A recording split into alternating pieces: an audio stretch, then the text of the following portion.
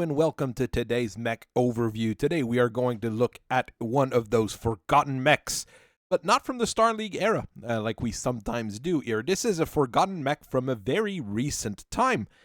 This is the Mandrel from Clan Fire Mandrill, which you might actually have forgotten as well, because they were basically a non-starter when they tried to do anything in the inner sphere, and they basically got destroyed in the clan space fairly quickly as well, once things turned really bad over there. It's not a terrible mech in some ways. It is very odd. It is a special device with a special purpose, and that kind of goes in line with how Fire Mandrill used to be, which was a very special purpose, let's say. Clan Fire Mandrill, unfortunately, is basically the butt of every clan joke. And most of those jokes are actually not very good, and not because they are mean or because they are weird. It's because clan humor in general is very unusual, at least for most inner sphere people. Like, stop me if you heard that one. What do you call the star of Fire Mandrill warriors? A fight waiting to happen? Or 3 Mandrill warriors walk into a bar, only one leaves? Those are very funny to some of the Clan Smoke Jaguar people we have around here. Well, former Clan Smoke Jaguar people. And some of the others. But most of the time, I mean, the other Mandrill jokes always turn around the same thing. They keep getting into fights with each other, etc. To be quite honest, if you look at the clans as a microcosm of inner sphere life, it's pretty evident that they were basically House Marek of the clan space, where everybody was trying to beat up everybody else because they had a slight disagreement over something. And the problem is, in clan society, that kind of situation leads to shooting fights and not just people arguing over the chatterweb.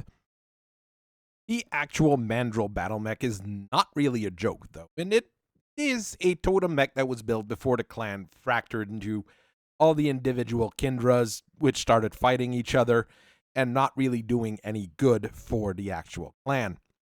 It's a 30-ton mech, which looks a little bit weird because it does have that feeling of looking a little bit big on the outside, and it's pretty slow with a top speed of about 65 kilometers per hour using an XL 120. It's still a Clan XL. It's not terrible, but it's pretty expensive for a speed of 65 kilometers per hour on a 30-ton mech.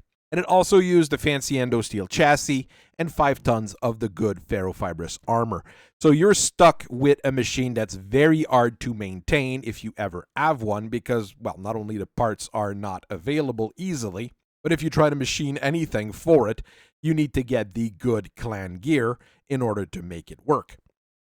You also have 4 jump jets, so you can jump 120 meters, which is not bad. It increased the mobility significantly, which is a good thing in this particular mech since it has a very particular role.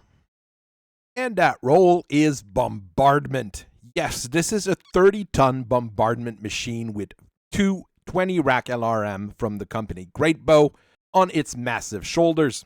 It's got 12 full volleys for boat launchers, so that's a whole lot of missiles.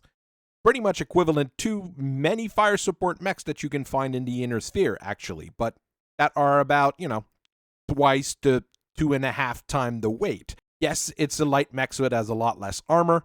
It's a lot less threatening looking, I guess, than, let's say, a Crusader or an Archer, but it's still a pair of 20-rack LRMs that can move decently quickly and get into position by jumping. That's enough to make it a threat, and that's enough to be useful. It also has a nose-mounted ER small laser that's really funky looking. It's a backup weapon. It's kind of there as a second thought. Could they have put something else instead? Not really, with the tech that was available when the Mandrel was designed in the early 29th century. The Mandrel also has one of those slouch, low-to-the-ground look. So most targeting computers will shoot a little bit over it, especially due to the fact that it kind of walks on its knuckles like an actual Mandrel. So even when it starts moving at decent speeds, your targeting computer is going to be a bit of messed up trying to, align your shots on something that's not moving like a regular battle mech. And that's about it. Unfortunately, there's not any real variants of the Mandrel that we know of. Maybe Fire Mandrill had a few hidden somewhere. But there's not really any other things we can talk about on this mech. We did get a bunch of them as a payment for a job that we did at some point by a clan towman. We won't say who, but they gave us a full trinary of them. Didn't scrap them for parts. Well, for the most part. And we resold some of them with some minor changes.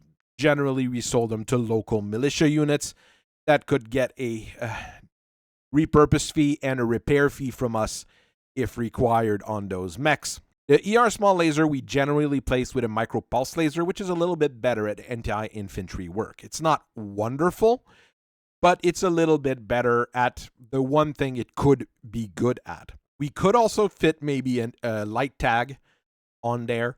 If you've got multiple mandrels or multiple fire support unit and you've got a mandrel with a light tag, it could probably tag the rest of the unit in with semi-guided LRMs. It could be useful. I've never really played with that. We never had anybody bring one back to put that in, let's say. We made one with ATM 9s instead of the 20 racks. It was an experiment. Is it efficient? Not really, but it's a thing that exists now in the wild. And there's one where we put an ER large laser and ER medium laser on each shoulder. It turns it into a trooper mech. Is it any good? Well, it overeats like crazy. I mean, your mileage may vary. There's not much configuration that we can play with because there's not a whole lot of room in a light mech with endosteel ferrofibrous and an XL engine. In the end, the Mandrel is a dead design. There's no clan warrior that really wants to pilot one. It's unknown in the inner sphere, so nobody's like, I need to get myself a Mandrel for my Solaris fights or anything of the sort. It is too expensive and has way too many fancy parts to really be useful as a militia mech, which is where it could shine. It's really one of those odd things which I don't expect we'll keep seeing unless someone picks up the slack somewhere. No factory is building the design here or in the clan homeworld anymore unless we find a weird, mysterious location where they're being built. So, in the end, if you get yourself a Mandrel and you like it, be sure that you're going to be paying a premium to keep it running, just because everybody will have to manufacture every single part of it. It's very funny looking. It has a very odd roll for a light mech. Can be used in various formations that usually wouldn't be including light mechs. And I'm pretty sure nobody's in a rush to really replace a mech in a heavy bombardment roll in the 30-ton range. And really, you can do a lot worse in the 30-ton range than a Mandrel.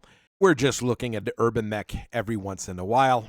And yes, don't bring urban mechs here. We scrap them for parts the moment they walk into the factory. So I thank you very much for listening to me for so long. I hope you guys have a very nice rest of your day. And I'll see you guys later. Bye-bye.